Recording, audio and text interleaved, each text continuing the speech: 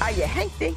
Got your nose up a little bit. You're not really, just a little bit. Everybody not quite as good as you, because everything is not quite up to your standards. Are you hankty?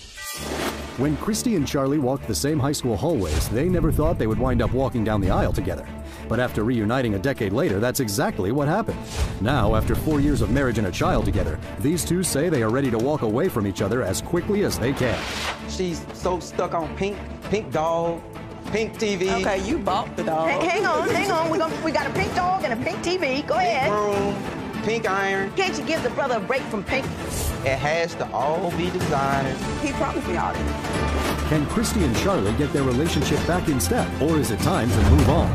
Today on Divorce Court. Come to order. Court is now in session. The Honorable Judge Lynn Toler presiding. Good day, ladies and gentlemen. Today I'm here with Christy Porter and Charlie Porter Jr. The two of you have been married for 4 years. You separated for a year and a half. A month ago you got back together, but apparently it's not working out. So you decided to go back to getting a divorce. Ms. Porter, you have asked for a judgment from this court for several items. We will get to that momentarily, but before we do, I'm going to start with you, Mr. Porter. Why don't you tell me a little bit about your marriage and why we're here in divorce court today? We're here today because my wife, Christy, she basically believes she's a princess diva. She's so stuck on pink that we had a house built from the ground up, which she had a pink dog, pink TV. Okay, you bought the dog. Hang on. We got a pink dog and a pink TV. Go ahead. Pink room, pink iron, princess on the car tags, and it's uncontrollable because her attitude is Miss Diva all the time. You can't tell her nothing. She don't listen to anybody. Now, Mrs. Porter, are you Miss Diva?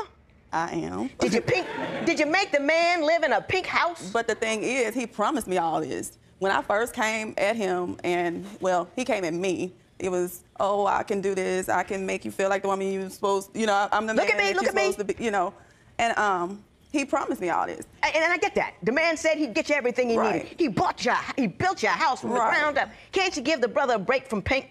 I mean, can't there be a beige room in there somewhere for the man who provided all of this for Princess Porter? We had an older model TV in the room. So he likes the movies, he likes TV. So I said, okay, a good anniversary gift would be a nice high-def TV. So that's what I bought. But because it was an anniversary gift, I think it should be for the both of us. I just made it a pink. You just made it a pink high-def TV. Right. She basically grew up in a fairy tale, like with princesses and castles and all of that. When I grew up on a different side of town where my only thing was trying not to get shot, trying to stay out of jail, and trying to survive. So she knew, like, basically what type of person that I was. Not saying that I was a thug or no hooligan or nothing like that, but that's the problem. He wants to be this guy that he claims to be, that's, innocent, and change, want the better things in life. But every now and then, and when he gets around his friends or these family members, that side comes out, and that's part of the problem too. Okay, well, what does that side look like? That side looks like not answering the phone when he leaves to go to his folks' house. That looks like, well, we're not gonna be able to do nothing. And that's another thing, as far as like family things. I'm like, we need to do things as a family instead of, and everything's so separate. It's his family and it's mine. And then we have our household. Mr. Porter, what do you say is going on in your house? Basically, when it comes to family, she don't attend none of my family functions because she don't like my family, really. Will you not go to his family reunion? They don't like me. That's not true. Well, now, let me ask you this, Ms. Porter. Do you have any inkling as to why they may not like you? That's a good question. They told me I think I'm better than them. She told me everybody that came up out of her house, she raised them good. And then I was like, well, evidently not the way he's been acting. So it was that. Well, what was he doing wrong? Yeah. Everything in the house I have to do. I take care of the kids. I clean the house. I work outside the house as well. But just because he works, this is supposed to be he work and just go to sleep and eat and that's it. He doesn't contribute once he gets home is what you're saying. Right. So when everything's on me, that gets frustrating. And I mean, it makes me fall out with him. When everything's left on me. I know you got a tough job, but when you come home, do you do a little something around the house? Yes, I do. I cook. I love to cook, so I'll cook when I do have time, or when I'm just not dead tired. I do try to cook. I do try to clean. I spend time with the kids. He does that. Well, let me ask you this, Mr. Porter. Mr. Porter, do you get along with her family? I grew up with her family as well, so I actually know more of her family than she does. So I get along great with her family. Are you hankty? My mother used to use that word. You know what that means? Am I what? Hankty. No. What does that mean? Hankty means got your nose up a little bit. You're not really, just a little bit. Everybody not quite as good as you, because everything is not quite up to your standards, and everything has to, the napkins got to be folded correctly and all of that. Are you hanked? No. She's a princess. That's what he thinks, and that's what his folks think, but they don't know me because they hadn't gotten the opportunity to know me. So. Now, you got an all-pink house. That's a hankty move. When Divorce Court continues, is Christy's shopping habit out of control? Only thing I wanted was to be able to get in the garage. But she filled that up. She shopped so much that she bought some of the same stuff twice. You think that's problematic? Divorce isn't easy. If you want to share your story, call toll-free at 1-877-311-2222 or visit our website at divorcecourt.com or become a fan at facebook.com/divorcecourt. Divorce Court is back with the case of Charlie Porter Jr., who says he is contemplating divorce because his wife acts like a princess. But is she controlling, too? The way I like to dress, no, you ain't going nowhere with me like that. We had the garage. She had every room, every closet is basically filled with her stuff, where she shops before she go to work, she shop on her lunch break, and she shop when she get off work. So my only thing was, I just want to, you know, like a little man cave. Like, I like hanging out in the garage. And that's the only thing I wanted was to be able to get in the garage. But she filled that up with other stuff. She shopped so much that she bought some of the same stuff twice. Purses, Ms. shoes. Porter, have you bought some of the same things twice? Or you just go out and buy stuff and forget what you got and go buy it again? I have. Now, do you think that's problematic? But I've done better, though. And then I also, once he said that and made it, I mean, I cleared out half the garage so we could get one of the cars in there. One? Both. So. I couldn't. Now, that's a sad statement. I mean, I cleaned out the garage so we could get one of the cars in there. Instead of both, so, I mean. It has to all be designer. It's got to be Everything, just top shelf. everything. It has to be designer. So she's stuck on. If it's not designer, she's pretty much not gonna even fool with it. She'll go to these stores and it's stuff we don't even need. She just buy it anyway because it's on sale. She just go and just shop, shop, shop. But he's Do saying you shop all this. as emotional therapy? I do. See, and I It makes you. It's like booze for some people. It really does. Yeah, they it's like go a out. drug. Yeah. She addicted. And I go hang with my friends pretty much, the ones she's gonna say hoodlums and thugs, just to get away. I barely get to go out. So when I do get out, I go out with my friends and my therapy might go to a bar or something, go watch sports. But she's so jealous. Yeah, must be women over there. You ain't answering your phone. Who all over there? And it's like 50, 40 phone calls and text messages where she's keeping tabs on me. Yeah. Now, Ms. Porter, you said in the beginning that he knew what he was getting into. He promised to give you all of that. You told him you were a diva and a princess, and he said he would deliver. What do you deliver in return? I'm a good mother. I take care of the kids. I do the shopping. I mean, I shop for him as well. She sure I mean, does. I keep the house. I keep the house good. I mean, everything that way. Like I'm a jeans and t-shirt guy. Right? Honestly, even this. She picks everything. Like we can't go certain places if the way I like to dress. No, you ain't going nowhere with me like that. And I mean, it's nice. I'm just a jeans and t-shirt. No, I ain't gonna go. Are you hollering a man about his clothes when he wants to go out because he's not dressed to your standards? He's stuck. I'm country and that's what she says. Which I'm not. We're from a small town. We're from the South, so quite naturally everything's country to me. When Divorce Court continues, is Christy way too full of herself? So you're eternally right? And he doesn't have the right to have a differing opinion or differing need or differing want?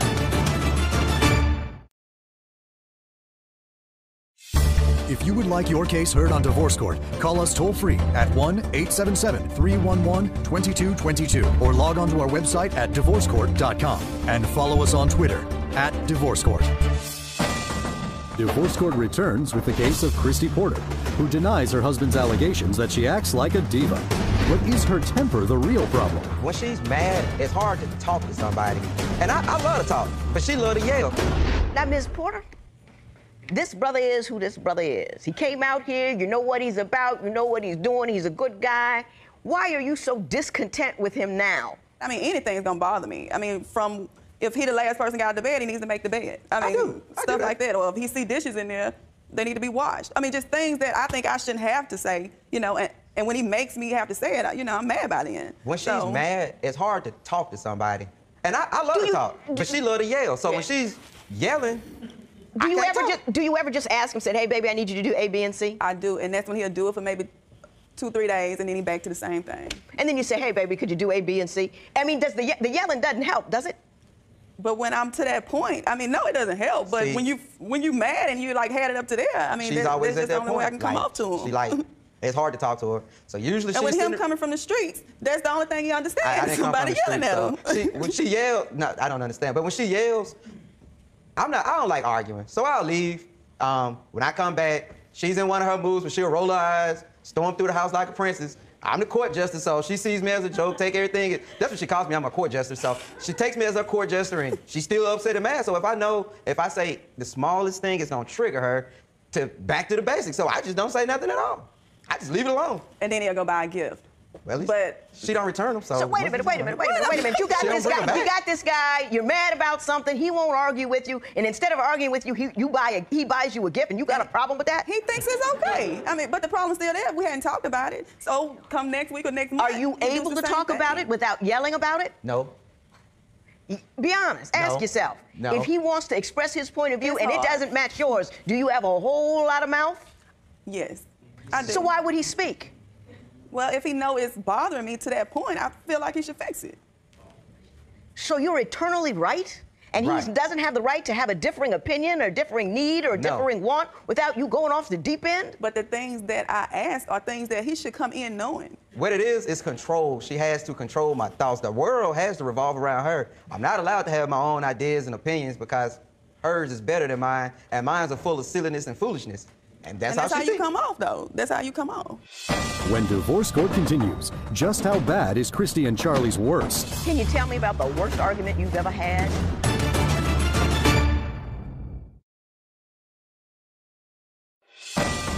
Divorce court returns with the case of Christy and Charlie Porter Jr., who are dissolving their marriage after 4 years and 1 child together. Can you tell me about the worst argument you've ever had? I bought her on second anniversary, like I bought her a chocolate diamond ring, very pretty ring, and she gets the pink TV. It's our second anniversary.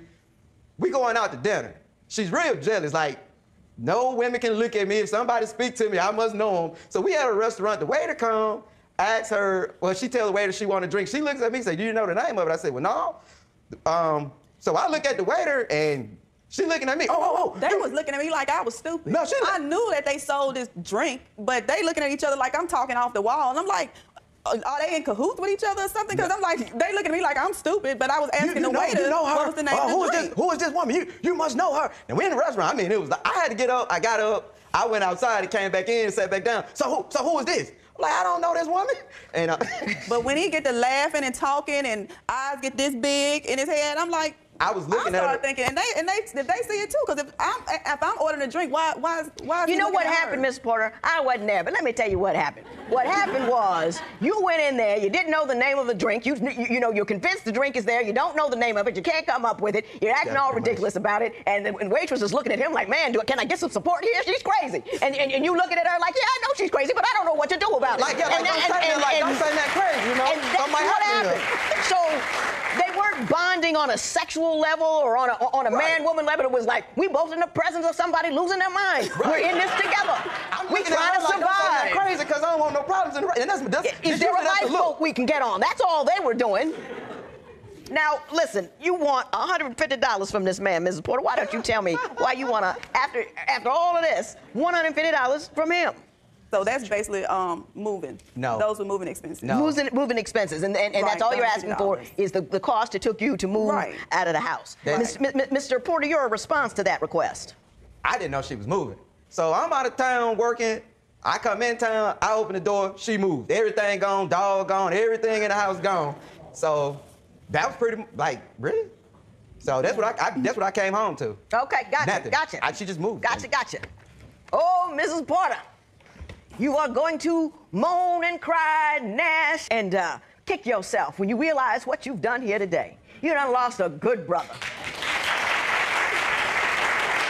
You have taken a hanky, half-stank attitude, got a brother to do the most everything he could possibly do for you, even when it is completely unreasonable. I can't imagine either Joe or my husband living in an all-pink house, but you got that brother to do that for you. And he's nice, and he's funny, he loves you, he did everything for you, and nothing was good enough because you think you're better than everybody else. Well, let me tell you, you're not. And you're certainly not better than him, and you are going to kick yourself when this brother moves on. Mr. Porter, there's going to be a line of women Wherever your town is, at the door of that pink house waiting for you. You enjoy yourself. There will be no recovering this matter. It is so ordered.